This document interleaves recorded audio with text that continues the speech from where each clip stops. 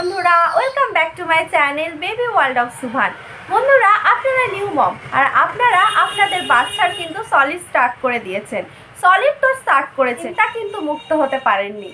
কীরকম চিন্তা? আপনি সলিড স্টার্ট করে দিয়েছেন, এই সলিডটা কি আপনার বাচ্চাকে প্রপার গাইড করছে? আপনার বাচ্চার জন্য এটা কিন্তু একটা ভাইটাল টাইম। শুধুমাত্র যে ব্রেন ডেভেলপমেন্টই না, তার ফিজিক্যাল ডেভেলপমেন্টের জন্যও কিন্তু আপনার এখন ব্রেস্ট মিল্কের পাশাপাশি একই সঙ্গে রেষারেষি চালিয়ে যাচ্ছে কিন্তু সলিড। তো সেই প্রপার সলিড কি আপনার বাচ্চাকে আপনারা বাইরে থেকে প্রোভাইড করতে পারছেন? এই বিষয়ে নিশ্চয়ই আপনারা মায়েরা প্রচণ্ড চিন্তায় ভুগছেন। আজকে বন্ধুরা তাহলে এই ভিডিওটা একটু দেখুন, স্কিপ করবেন না, ভিডিওটা কমপ্লিট দেখুন। আপনার চিন্তা কিন্তু অবশ্যই মুক্ত হবে, এটা আমি কিন্তু খুব হার্দিকভাবে আশা করি। তো চলুন বন্ধুরা, আজকের ভিডিওটা স্টার্ট করা যাক। আমার বাবু সুভান 8 মান্থ কমপ্লিট।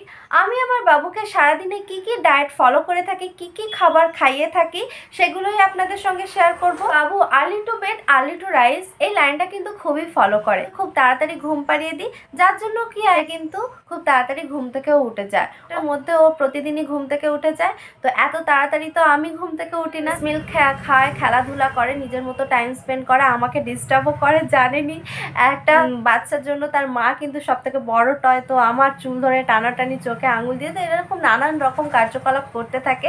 এইভাবে মোটামুটি ভোরের টাইমটা কাটিয়ে ফেলি। তারপর 7:30টার মধ্যে ঘুম থেকে উঠে পড়ে। তারপর আমি ওকে ক্লিন আপ করে 8টা থেকে 8:30টার মধ্যে ওর ফার্স্ট সলিড কিন্তু স্টার্ট করে দিই। তার ব্রেকফাস্ট কিন্তু করে দিই।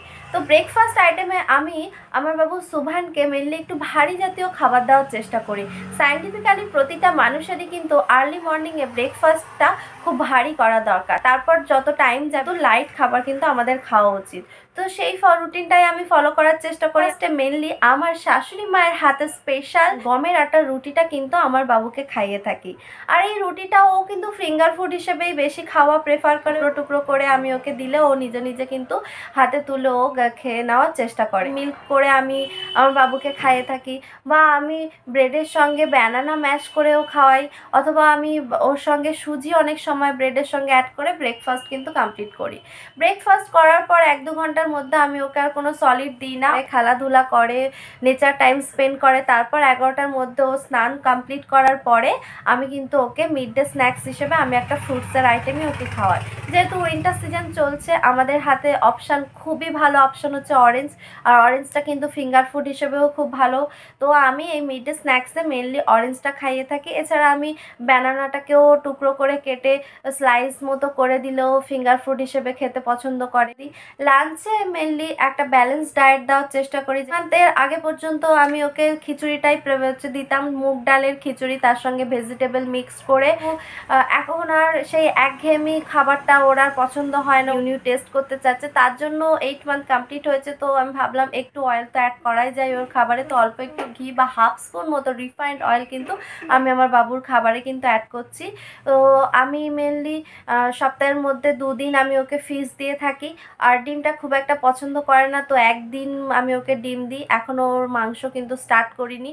আর আমি ওকে সয়াবিনও খাইয়ে থাকি। আর বাদ বাকি আমি দিনগুলো কিন্তু মেনলি ভেজিটেবলও দিই। আজকে আমি আমার বাবুর লাঞ্চ আইটেমে মেনলি সয়াবিনটাই করেছি। সয়াবিন আর তার সঙ্গে উইন্টার সিজনে যা যা স্পেশাল ভেজিটেবল হয় সেই সমস্ত ভেজিটেবল দিয়ে আমি খাবারটা তৈরি করেছি। একটা ন্যাপ দরকার হয়, ন্যাপের আগে ওকে ব্রেস্ট মিল্ক, তো অবশ্য ও এখন আর্টিফিশিয়াল খাওয়া একদমই পছন্দ করে না। যতটুকু ও মিল্ক খায় সেটা ব্রেস্ট মিল্কই খায়।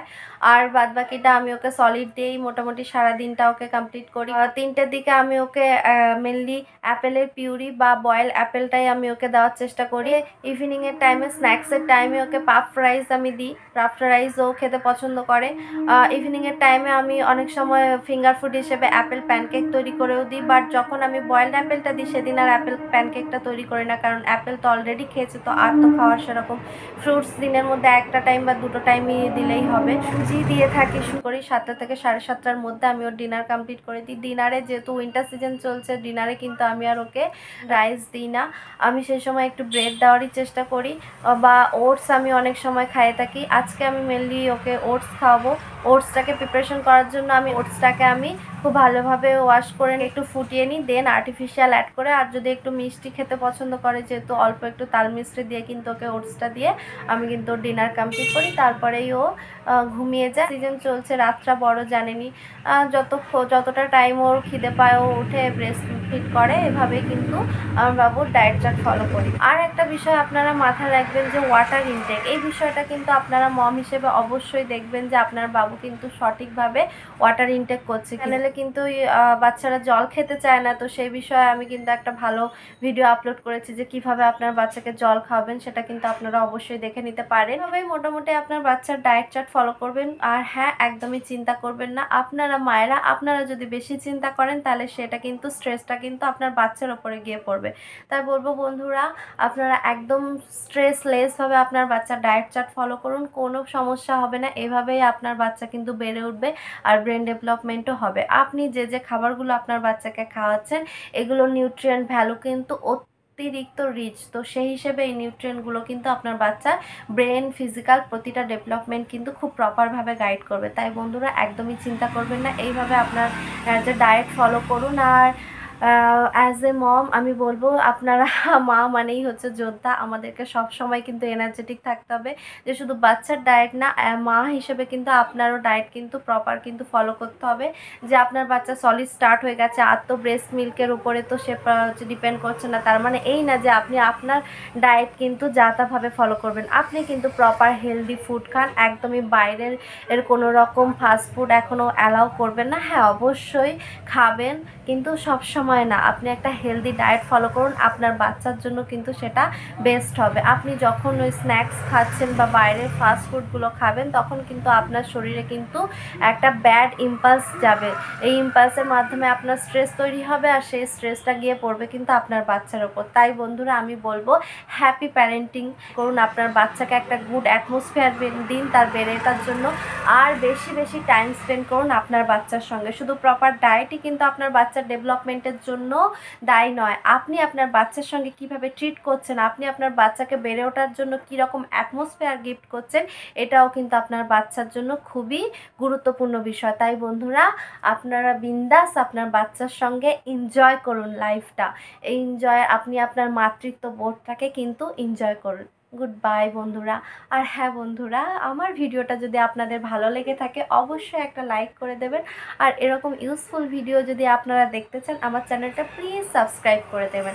আপনাদের একটা মোটিভেশনে, আপনাদের একটা গুড কমেন্টে কিন্তু আমি ইন্সপায়ার্ড হব, এরকম নতুন নতুন ইউজফুল ভিডিও আপনাদের সঙ্গে শেয়ার করব। আর আপনারা যারা মায়েরা আছেন, তারা তো অবশ্যই আপনাদের ডেলি লাইফস্টাইলে বুঝতেই পাচ্ছেন যে একটা মা কতটা দায়িত্ববান হয়। একটা মা তার বাচ্চার পিছনে সারাটা দিন চলে যায়। আমিও কিন্তু আমার বাচ্চার পিছনে সারাটা দিন প্রচণ্ড হাঁপিয়ে যাই, তারপরেও কিন্তু আমি অ্যাক্টিভ এনার্জেটিক হয়ে আমি আপনাদের সঙ্গে ভিডিও শেয়ার করি। তো বন্ধুরা আমাকে সাপোর্ট করুন প্লিজ, আমি আপনাদের কিন্তু এরকমই কিছু হেল্পফুল ভিডিও দিয়ে আপনাদেরকে সাহায্য করে যাব। Good bye.